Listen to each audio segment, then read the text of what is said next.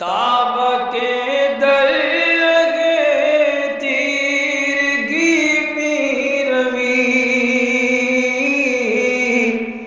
بہر توبہ درائے شباب غوی بشنو از گوش دل مثنوی معنوی در رہے صدق برتا مسمم شوی بشنو از گوش دل مثنوی معنوی در رہے صدق برتا مسمم شوی۔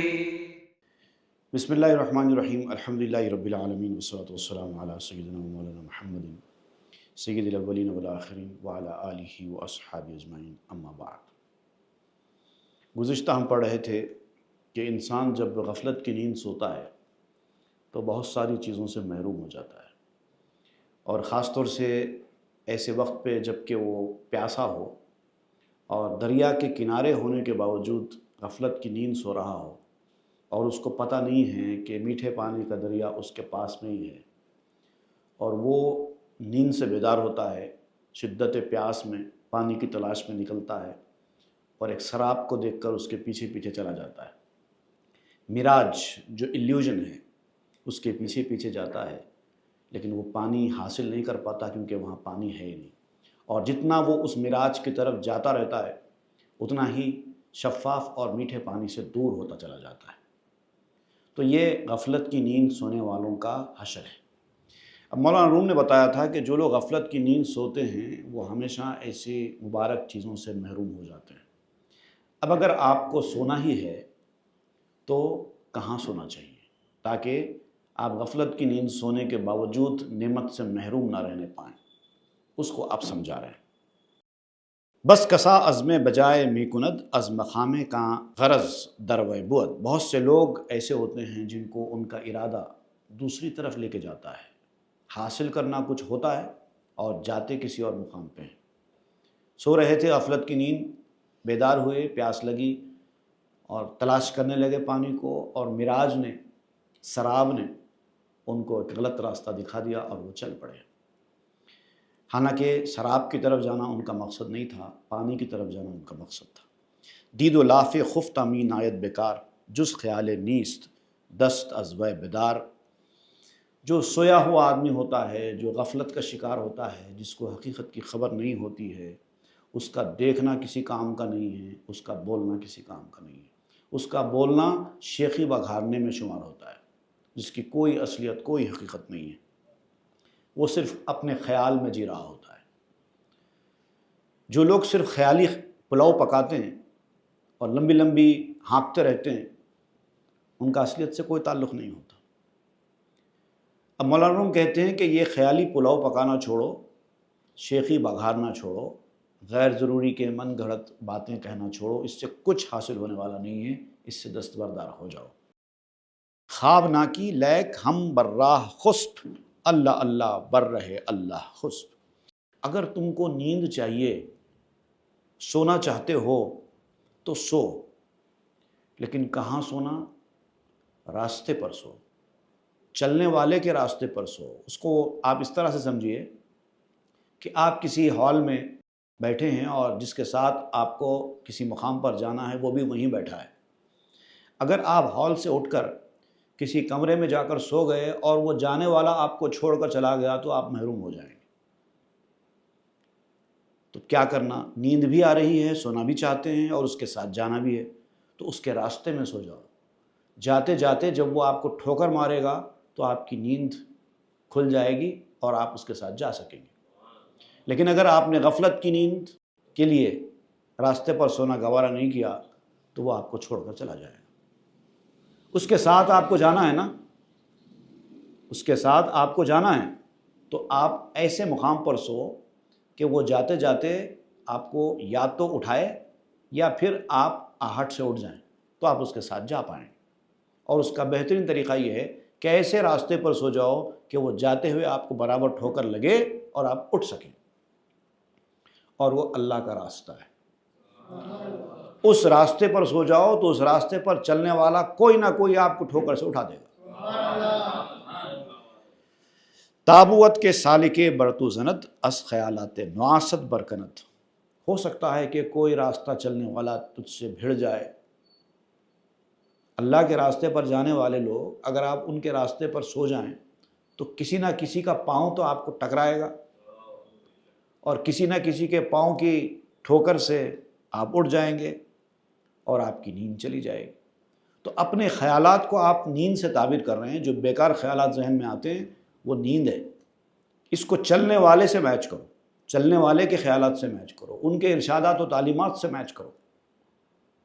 جو اس راہ پر چلنے والا ہے وہ کیا کہہ رہا ہے، اس سے آپ کے ذہن میں آنے والے خیالات کو میچ کرو۔ اس کا مطلب یہ ہے، راستے میں سو جاؤ تاکہ کسی نہ کسی چلنے والے کی ٹھوکر سے آپ نیند سے اڑ جائیں۔ اس کا مطلب کیا ہے؟ اس کا مطلب یہ ہے کہ آپ کے ذہن میں اگر کچھ باتیں آ رہی ہیں تو اس کو سچائی یا حقیقت سمجھنے سے پہلے اس کو میچ کر کے دیکھو کہ اس راستے پر چلنے والے کے ارشادات اور تعلیمات کیا ہیں۔ اگر وہ میچ کرتے ہیں تو پھر صحیح ہے، نہیں تو آپ غفلت کی نیند سو رہے ہیں۔ خفترا گر فکر گردد ہم چمو او ازاں دقت نے آبد راہ کو۔ سویا ہوا آدمی اگر کچھ سوچتا بھی ہے، اس کو کچھ فکر ہوتا بھی ہے، تو یہ بال کی طرح ہے جس کی کوئی اہمیت نہیں ہے، بالکل بیکار، معمولی چیز۔ اور اس معمولی چیز سے آپ اس کوچے تک نہیں پہنچ سکتے۔ جو من گھڑت باتیں آپ کے ذہن میں پیدا ہوتی ہیں یا بیکار قسم کے لوگ آپ کے سامنے بیکار باتیں کرتے ہیں، اس کو حق کا راستہ، اس کو طریقت، اس کو شریعت سمجھنے کی کوشش مت کرو۔ ان کو خود کچھ نہیں معلوم ہے، آپ کو کیا بتائیں گے؟ یا تو لوگ آپ کو گمراہ کرتے ہیں طریقت کا نام لے کر، بیکار اور من گھڑت اور واہیات باتیں آپ کے سامنے کر کے اس کو طریقت کا نام دیتے ہیں، اور کچھ تو آپ کے اپنے خیالات ہیں جو شیطان وسوسوں کی شکل میں ڈالتا ہے۔ اب ان دونوں چیزوں سے نجات کا واحد راستہ یہی ہے کہ آپ ان خیالات کو، ان باتوں کو بزرگوں کی باتوں سے میچ کر کے دیکھو۔ اگر وہ میچ ہوتی ہیں تو وہ صحیح ہے، نہیں ہوتی ہیں تو بیکار اور واہیات۔ فکر خفتہ گر دوتاؤ گر سے تاست ہم خطا اندر خطا اندر خطاست، گرچہ چشمش تیز بین و بازیاست ہم ہوا اندر ہوا اندر ہواست۔ سویا ہوا آدمی اگر کچھ سوچے، غفلت کا شکار آدمی اگر کچھ بات بیان کرے، سویا ہوا آدمی کچھ سوچے کا مطلب کیا ہے؟ جو غفلت کا شکار ہے وہ آدمی کچھ باتیں بیان کرے، چاہے وہ اچھی کیوں نہ ہو، دوہری تیہری ہی کیوں نہ ہو، بظاہر سننے میں، دیکھنے میں اچھی اور بھلی کیوں نہ دکھائی دیں، غلط ہے، غلط ہے، غلط۔ جو غفلت کا شکار آدمی ہے اس کے منہ سے نکلی ہوئی ہر بات، چاہے وہ بظاہر اچھی ہی کیوں نہ دکھائی دے، وہ غلط ہے۔ گرچہ چشمش تیز بین و بازیاست، اگرچہ کہ اس کی آنکھ تیز بین ہے، زیادہ دور تک دیکھنے والی ہے اور روشن ہے، بہت سمجھدار ہے، عالم ہے، عالم آدمی ہے، سمجھدار آدمی ہے، وہ بھی اگر طریقت کے میدان میں کوئی بات بیان کر رہا ہے اور وہ بزرگوں کی تعلیمات ان کے ارشادات سے میچ نہیں کرتی ہے، ہم ہوا اندر ہواس، وہ خاک ہے، خاک ہے، خاک ہے، کوئی اہمیت نہیں اس کی۔ موج بروئے میزنت بے احتراز خفت پویاں در بیابان دراز۔ اس کی مثال بالکل ایسی ہے کہ موج اس کے اوپر پڑ رہی ہے اور اس کے پاس بچاؤ کا کوئی راستہ نہیں ہے، سویا ہوا ہے اور دوڑ رہا ہے۔ دوڑنے والا آدمی اگر جاگ رہا ہو تو جلدی منزل کو پہنچتا ہے، سویا ہوا آدمی اگر دوڑ رہا ہو تو منزل پر پہنچے گا کہاں؟ پہنچے گا۔ اس کو آپ یوں سمجھیے کہ ایک آدمی بہت ہی ہوشیار اور فریش ہے، وہ آدمی گاڑی چلا رہا ہے اور جتنی اسپیڈ سے وہ گاڑی چلائے گا اتنی جلدی اپنے مقام پر پہنچے گا۔ لیکن ایک آدمی ہے جو غنودگی میں ہے، نیند کا شکار ہے اور سو جا رہا ہے، ایسا آدمی اگر گاڑی چلائے گا تو منزل پر جلدی پہنچے گا یا کہاں جلدی پہنچے گا؟ ذرا سوچ لیجئے۔ تو ویسے ہی جو آدمی بیکار کی اور بیتوکی باتیں کرتا ہے، واہیات باتیں کرتا ہے طریقت کے میدان میں، جس کا بزرگوں کے ارشادات، تعلیمات اور ان کے موقف، ان کے عقائد سے کوئی تعلق نہیں ہے، وہ آدمی سویا ہوا آدمی گاڑی چلانے کے برابر ہے۔ وہ منزل پہ تو آپ کو پہنچائے گا نہیں، الٹا آپ کو موت کے گھاٹ اتار سکتا ہے۔ خفت می بینت عطشہائے شدید، آب اقرب منہ من حبل الورید۔ اگر سویا ہوا آدمی سخت پیاس محسوس کرتا ہے، پیاس لگ رہی ہے اس کو، نیند میں سے اٹھتا ہے، پانی چاہیے پانی چاہیے پانی چاہیے، تو اس کو سراب کی طرف دیکھ کر اس کی طرف نہیں دوڑنا چاہیے، اس کو یاد رکھنا چاہیے کہ آب اقرب منہ من حبل الورید، پانی اس کی شہرک سے بھی زیادہ قریب ہے، دور نہیں ہے۔ گزشتہ کے درس میں جو میں نے شعر سنایا تھا آپ کو کہ یہ کہہ کے بیابانوں سے لوٹ آیا قلندر، ڈھونڈا جسے ہر سمت وہ نکلا میرے اندر۔ تمہارے اندر ہے، جھانک کر دیکھو، ادھر ادھر جا کر سرابوں کے پیچھے دوڑنے کی ضرورت نہیں ہے، وہ دیکھنا آنا چاہیے، اور جس کو وہ دیکھنا آ جاتا ہے اس کو وہ پانی نصیب ہو جاتا ہے، اور جس کو وہ دیکھنا نہیں آتا وہ مارے مارے پھرتا رہتا ہے، وہ پانی اس کو کبھی نصیب نہیں ہوتا۔ تو یہ دیکھنا آنا ہے، اہم چیز تو یہ ہے۔ اب اس کو اور واضح طور پر سمجھانے کے لیے یہاں پر آپ ایک چھوٹی سی حکایت بیان کر رہے ہیں۔ ایک عابد و زاہد انسان کی حکایت ہے۔ ایک بڑا متقی، پرہیزگار، عبادت ریاضت کرنے والا ایک شخص تھا۔ ایک مرتبہ شہر میں قحط آ گیا، ڈراٹ کی سچویشن پیدا ہو گئی، اور بہت لوگ پریشان تھے، کھانے کو کھانا نہیں، پینے کو پانی نہیں، لوگ بھوکوں مر رہے تھے۔ اور وہ شخص عیالدار بھی تھا، بیوی تھی، بچے زیادہ تھے، تو ظاہر بات ہے اس کو پریشانی اور زیادہ لاحق ہوئی ہوگی، خرچے کے لیے پیسے نہیں ہیں، صورتحال بڑی خراب ہے۔ تو وہ مفلسی کے باوجود، عیالداری کے باوجود ہمیشہ مسکراتا تھا اور خوش رہتا تھا۔ لوگوں نے اس سے پوچھا کہ یہ تو غم کا وقت ہے، کنڈولنس کا ٹائم ہے، افسوس کرنے کا وقت ہے، اور تو ہے کہ خوش ہوتا ہے؟ تو اس نے کہا کہ مجھے کوئی پرواہ نہیں ہے، خراب صورتحال آتی ہے تو آنے دو، مجھے کوئی پرواہ نہیں۔ تو وہ کیا ہے وہ دیکھیے آپ۔ ہم چنا کاں زاہد اندر سال قحط، بود او خنداں و گریاں جملہ رہت۔ اسی طرح وہ زاہد وہ قحط کے سال مسکرایا کرتا تھا، ہنستا تھا، خوش رہتا تھا، جبکہ جو قبیلہ تھا، جو خاندان تھا، جو محلے والے، بستی والے تھے، وہ بہت پریشان تھے، روتے تھے۔ سارا شہر، ساری بستی پریشان حالی میں رو رہی ہے، اور یہ ہے کہ ہنستا، مسکراتا اور خوش ہے۔ پس بے گفتندش چ جائے خنداست، قحط بیخ مومنہ برکنداست۔ تو لوگوں نے اس سے کہا کس بنیاد پہ آپ اتنے خوش ہیں؟ یہ ہنسنے اور خوش ہونے کا کیا موقع ہے؟ قحط سالی اتنی بڑھ گئی ہے کہ مسلمان پریشان ہیں، ہر آدمی پریشان ہے، اس پریشانی میں اب تو خوش ہو رہا ہے۔ رحمت از ماں چشم خود بردوختاست، زافتاب تیز صحرا سوختاست۔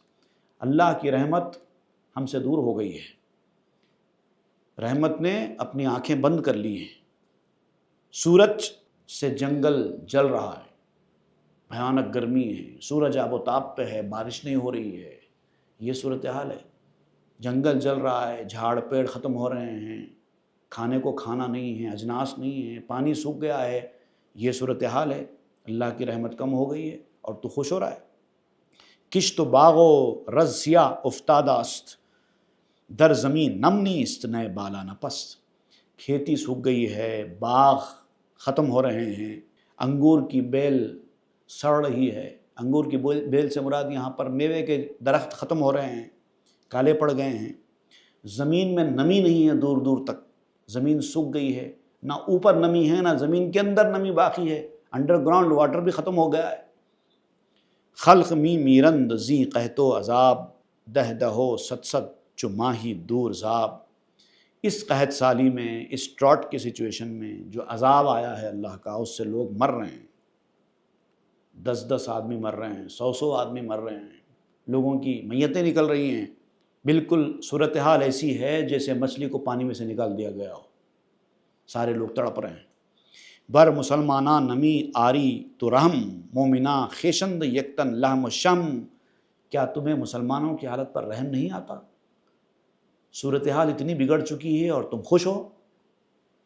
حالانکہ مومنوں کی جو حالت ہوتی ہے ایک دوسرے کے ساتھ، وہ ایک جسم کے اعضاء کی طرح ہوتے ہیں۔ ایک مومن دوسرے مومن کے ساتھ بالکل ایسے ہی ہے جیسے جسم کے آرگنز، آپ کے اعضاء۔ انگلی میں اگر درد ہوتا ہے تو دل کو درد محسوس ہوتا ہے، کان میں درد ہوتا ہے تو آپ کا پورا جسم درد محسوس کرتا ہے۔ یہ ہوتی ہے مسلمانوں کی صورتحال، اور ادھر مسلمان پریشان ہیں اور تم خوش ہو رہے ہو۔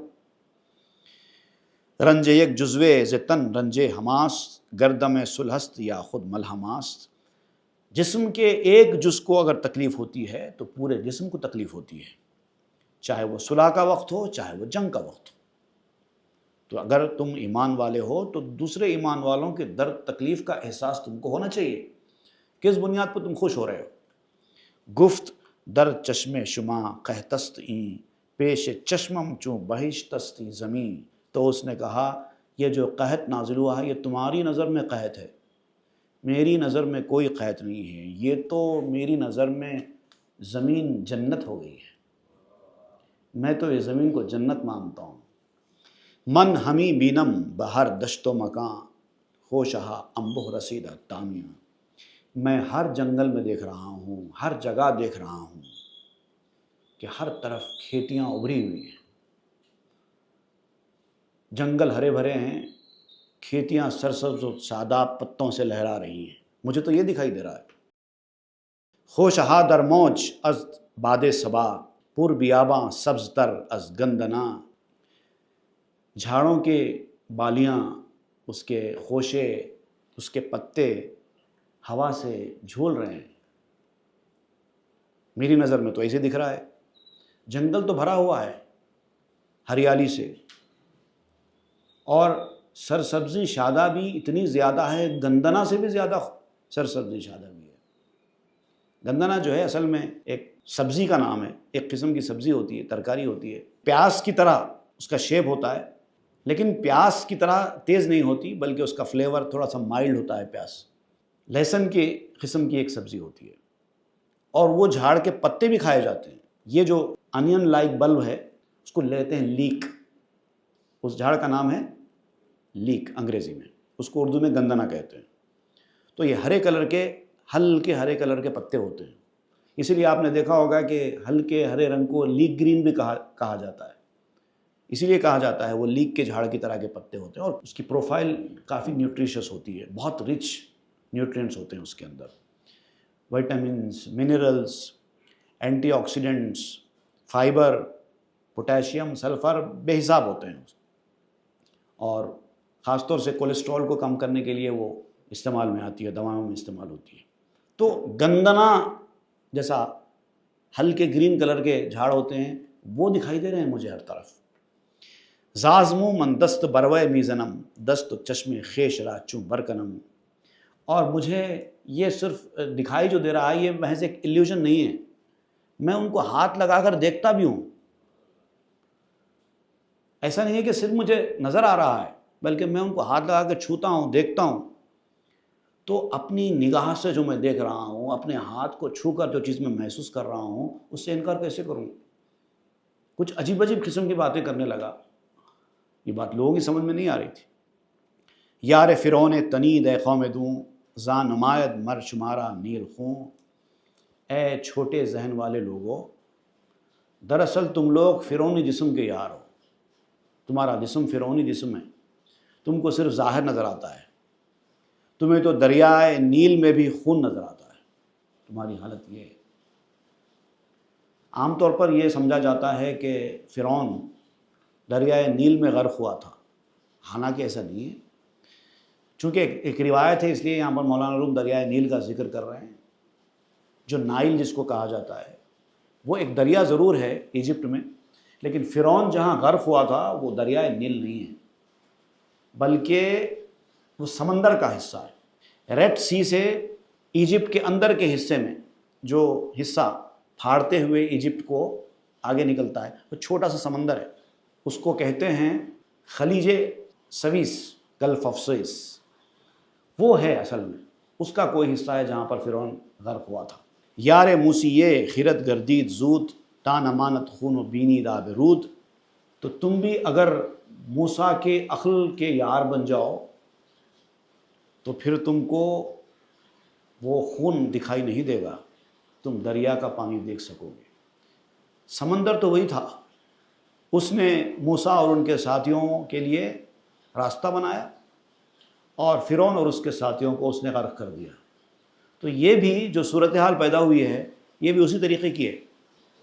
جو فرعونی جسم والے لوگ ہیں وہ اس کو قحط سمجھ رہے ہیں، لیکن جو موسی ذہن والے لوگ ہیں وہ تو اس کو بھی انجوائے کریں گے، بہترین دور مانیں گے۔ اگر وہ نظر پیدا کرو تو قحط دکھائی نہیں دے گا۔ اس پدر برتو جفائے چوروت، آ پدر در چشم تو سگ می شود۔ دیکھیے، جب کوئی باپ کسی بیٹے پر سختی کرتا ہے اور ظلم کرتا ہے تو تھوڑی دیر کے لیے بیٹے کی نظر میں باپ کتا بن جاتا ہے، میرے ساتھ ایسا کر رہا ہے، وہ باپ کی اس حرکتوں کو کتا پن سے تعبیر کرتا ہے، ایسا ہوتا ہے۔ آ پدر سگ نیست تاثیر جفاست، کے چنا رحمت نظر را سگ نماس۔ اصل میں باپ کتا نہیں ہوتا، یہ وہ جو سختی کر رہا ہے اس سختی کی تاثیر ہے جو آپ کو باپ برا دکھ رہا ہے۔ باپ اگر کسی بیٹے کے ساتھ سختی کرتا ہے تو جب تک باپ سختی کرتا ہے بیٹے کو باپ برا دکھائی دیتا ہے، حالانکہ باپ برا نہیں ہے، وہ سختی کی وجہ سے دکھ رہا ہے، اور جب تک وہ سختی رہے گی تب تک باپ اس کی نظر میں برا دکھے گا۔ لیکن جیسے ہی سختی ختم ہو گئی، باپ کا پیار محبت بڑھ جائے تو پھر وہ کتا پن بھی اس کو دکھائی نہیں دیتا، باپ تو وہی ہے۔ ایک باپ کبھی کتا اور کبھی مہربان کیسے ہو سکتا ہے؟ تو کبھی اس کو الگ دکھ رہا ہے، کبھی الگ دکھ رہا ہے، تو یہ نگاہ کا اثر ہے۔ تو ویسے ہی اللہ تعالیٰ جب بندوں کے ساتھ کبھی مہربانی کرتا ہے اور کبھی کچھ مصیبت میں ڈالتا ہے تو بندے کبھی اللہ کو مہربان سمجھتے ہیں، کبھی ظالم سمجھنے لگتے ہیں۔ ایسا ہوتا ہے کیا؟ اللہ تو مہربان ہی مہربان ہے، تو اس کے قحط میں بھی مہربانی ہوگی۔ تم سمجھتے ہو کہ اللہ کی رحمت سے ہم دور ہو گئے ہیں، اللہ کی رحمت سے ہم دور ہوتے ہی نہیں ہیں۔ گرگ می دیدند یوسف را بے چشم، چونکہ اخوارا حسودی بود و خشم۔ یوسف علیہ السلام کو ان کے بھائیوں نے جانوروں کی طرح ٹریٹ کیا۔ یوسف کے اندر ان کو خونخوار بھیڑیا دکھائی دیا۔ کیوں دکھائی دیا؟ یوسف برا دکھنے لگا ان کے بھائیوں کو، کیونکہ بھائیوں کے اندر غصہ اور حسد بھرا تھا، تو ان کے اندر غصہ اور حسد بھرے ہونے کی وجہ سے یوسف ان کو خراب دکھائی دیا۔ بہت سارے اچھے لوگ ایسے ہوتے ہیں، اگر تمہارے اندر گندگی ہو تو تمہاری گندگی ان کو برا دکھاتی ہے، ان کے اندر گندگی نہیں ہوتی۔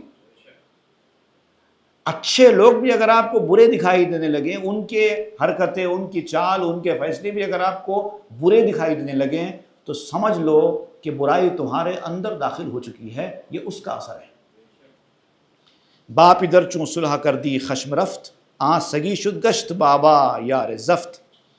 اور جب آپ نے اپنے باپ سے صلح کر لی، باپ کا غصہ تھم گیا، آپ کے ساتھ باپ کی مہربانیاں پھر سے پلٹ کے آ گئیں، تو آپ سمجھتے ہیں کہ باپ کا کتا پن بھی ختم ہو گیا اور باپ آپ کا گہرا دوست بن گیا۔ حالانکہ ایسا نہیں ہے، باپ پہلے بھی جیسا تھا اب بھی وہی ہے۔ یہ آپ کے اندر کا جو کتا پن ہے وہ آپ کو دکھا رہا ہے کہ باپ کتا ہو گیا ہے۔ یہ ہوتا ہے۔ اللہ تعالیٰ کو مہربان سمجھنے والے، اس کی رحمت سے فیضیاب ہونے والے، کبھی کچھ ان کے ساتھ زندگی میں کچھ برا ہوتا ہے تو اس کو برا تصور کرتے ہی نہیں ہیں۔ اب یہ جو علمی بات یہاں پر نکلی ہے بہت ہی اہم بات ہے۔ اس کو سمجھنے کے لیے اچھی طریقے سے اپنے اندر اتارنے کے لیے ایک بہت ہی علمی ٹاپک یہاں پر مولانا روم چھیڑ رہے ہیں، اس کے لیے ہم کو فریش دماغوں کے ساتھ سننا ہوگا، لہٰذا ہم وہ آئندہ کے درس میں پڑھیں گے۔ وصلی اللہ تعالیٰ علیہ خیر سیدنا محمد وآلہ وصحبہ والحمد للہ رب العالمین۔ تاب کے در لگے تیرگی میں روی،